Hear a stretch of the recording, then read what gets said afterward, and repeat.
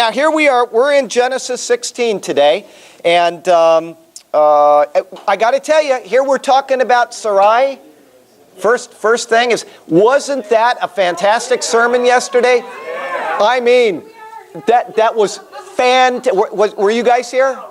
I didn't see you in church. I saw Lil wasn't here. Seth did a sermon on Sarai. And I got to tell you, about 1 or 2 weeks ago when we were talking about her, you know, it says that a son from your own body, and I said that it doesn't say Sarai. So we can't hold it against her when, there you go. And he confirmed that yesterday in the sermon, is that, you know, what they did showed faith, the very act of it. And everybody takes the wrong stand on that particular issue. Oh, she lacked faith, you know. Now, we can look at that and we can say from our perspective that's the case. But what Seth, oh man, that was good. He just, right on target. And he went New Testament, Old Testament, he made all kinds.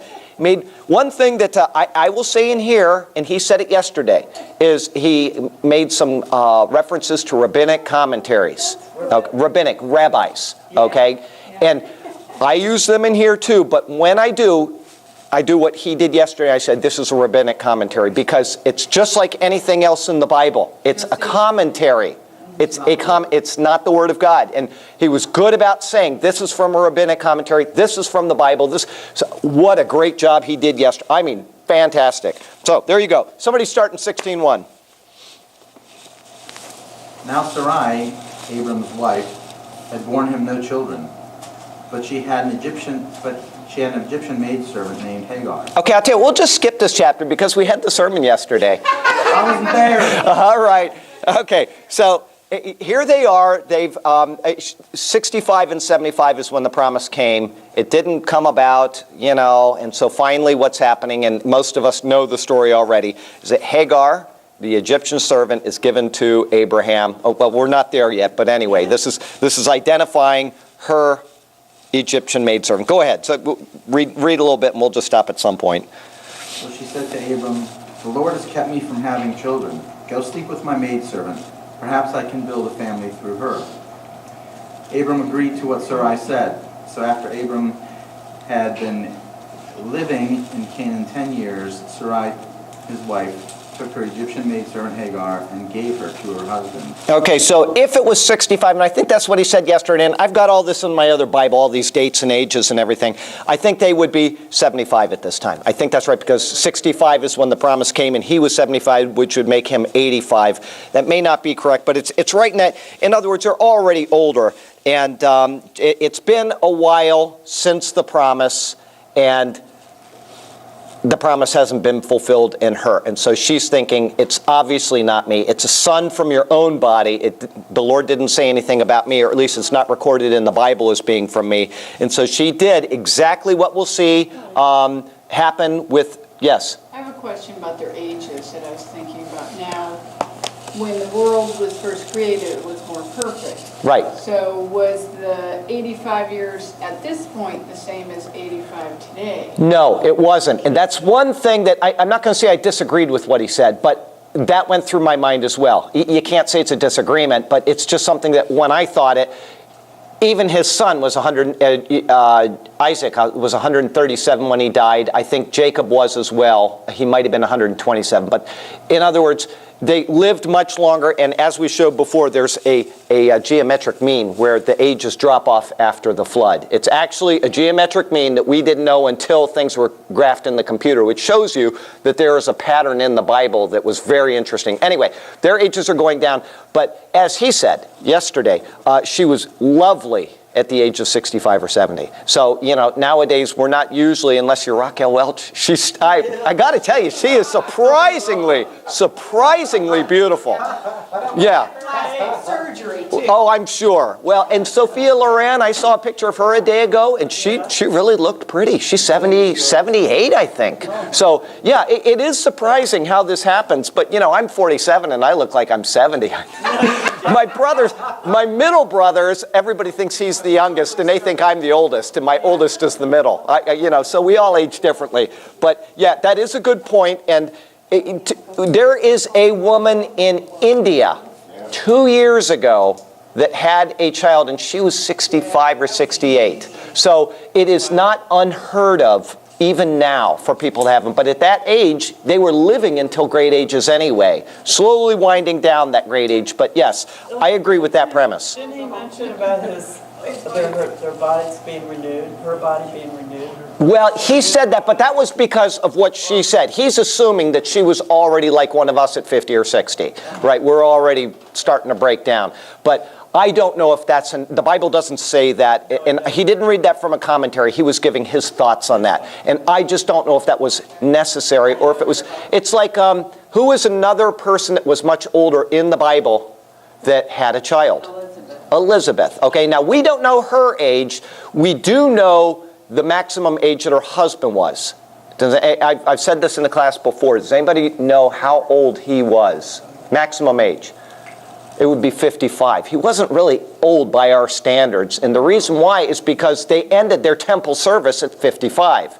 Now, I may be wrong. It may be 50, but I believe it's 55. It's in the book of Leviticus, and they go from 25 to 55, or right in that area, and it's given in there. So he wouldn't have been any older than that, and she would have been younger than him. But maybe she was 48, whatever. She was a bit older, and she hadn't had a child in a long time, and finally the Lord opened her womb. Well, the same thing is here. And then, of course, we have another person that, Seth got this right, a bunch of women in the Bible struggled with pregnancy. Who's another one that did? We're going to get to them in a couple generations. Samuel's mother, Hannah, right? Okay, and then who else? There's one other. She's one of the wives of Jacob. That's right. The youngest, her name is Rachel. Rebecca is her mother. That's Isaac's wife. Rachel. That's right. So anyway, we have she had a trouble, and so what did she do? She did exactly what Sarai did with Hagar. She gave her maidservant, and she had a couple children, and then the sister who had already had a couple children got jealous and gave her concubine, so now he's got 4 girls, and then finally Rachel has, Joseph, and then later she had Benjamin, and she died giving birth to Benjamin. So this is a common theme in the Bible, is, the Lord sovereignly working in his own time and not on our time, which is, it's a good lesson for all of us in a lot of different areas. Things just don't always happen the way we want, so. What he said true as far as like it was common back then, if they couldn't have a child, they had Yes. And That was common. The thing that I didn't realize was they could take the child away and then send the In that particular document he read, that was the case. And she does it here.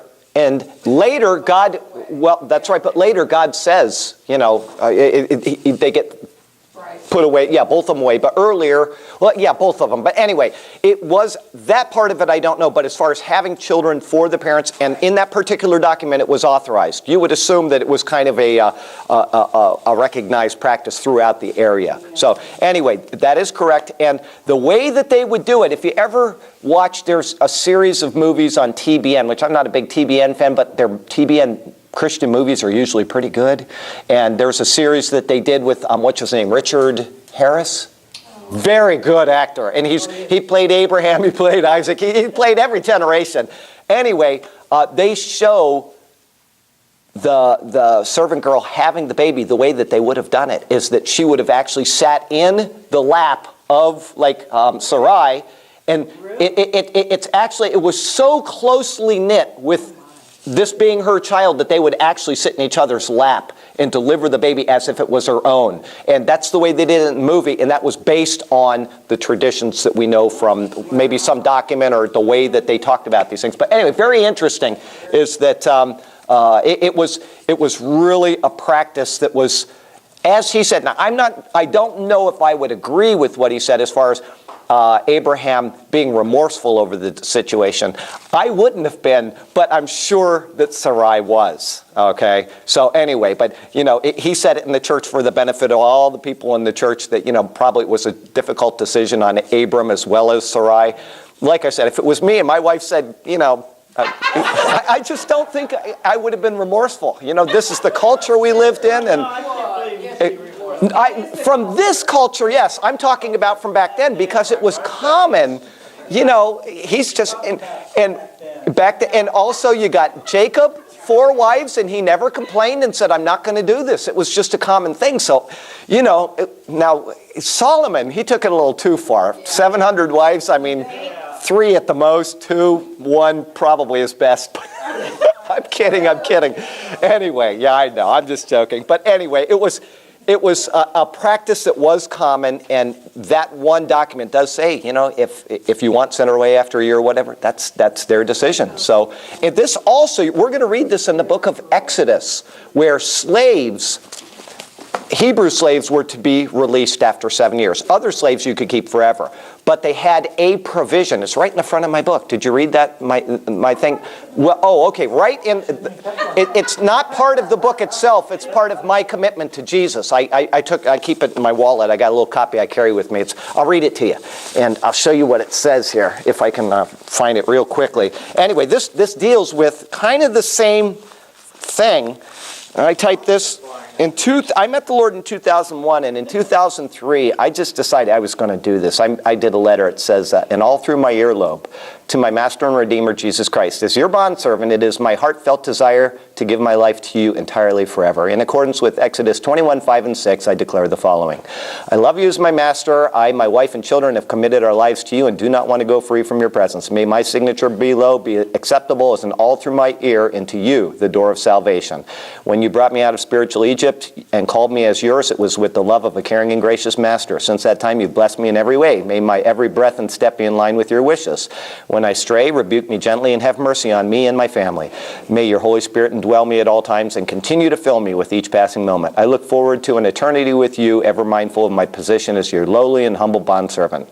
Signed by me. So, what that is referring to Exodus 21:5 and 6, where when a Hebrew servant did not want to go free from his master, he would go and he'd say, I want to be your slave forever. And he'd go over to the door, and they'd take an awl and push it through his ear and into the door. And it was signifying that he now belongs to this household forever.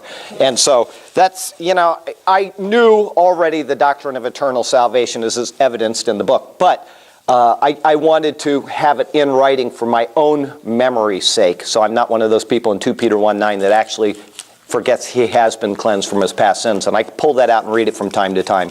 And I got a big one that I got on my mantle. And that way, it's my way of remembering my commitment to him and his everlasting faithfulness to me. But anyway, it's the same concept, just, that they had different rights back then than we do now. And different, societal norms. Anyway, good enough for that. Verse 3, please. No, 4, I guess it was. Yes, 10 years in the land of Canaan, so it was 75. Anyway, go ahead. Okay. He slept with Hagar, and she conceived. When she knew she was pregnant, she began to despise her mistress. Okay, one thing before we go on. He said this yesterday, and I did not know this. And so when it says in the very first chapters of Genesis, Adam knew his wife, there's an intimacy involved with the word knew, whereas this word slept would be, I don't know if we were to go to the thing in the prostitute in Proverbs or something, and, you take a woman, and in other words, there's no intimacy. I don't know how many words are used for physical contact between a man and a woman, but I didn't know that until yesterday. It's not something I had studied. But apparently, where it says he slept with her is completely devoid of the knowing, the intimacy of a man and a wife. So anyway, which is just kind of, for the people that weren't in the sermon, real good point. I was glad to learn that. Where was he? And she saw that she conceived. Oh, wait a minute. When she saw she conceived, her mistress became despised in her eyes. Now, one thing he didn't mention yesterday is that Hagar apparently took advantage of this. Exactly. And, and it was Mother's Day, and so I know why he left that out, but I want you to understand that it says that, right here, it says that her mistress became despised in her eyes, okay? I am assuming that she somehow flaunted the fact that she's pregnant with Abram's wife. Now, I can't say that dogmatically, but I would think that that is the case. And so now we come to verse 5, which tells us, go ahead, verse 5. Then Sarai said to Abram, you are responsible for the wrong I am suffering. There you go. Now, isn't that typical? That's just the opposite of Adam blaming Eve in the Garden of Eden. She's saying, look what you've done. When she's the one that apparently, we're not privy to the entire conversation, right? We don't know the whole conversation, but what we have here available to us says that she initiated this.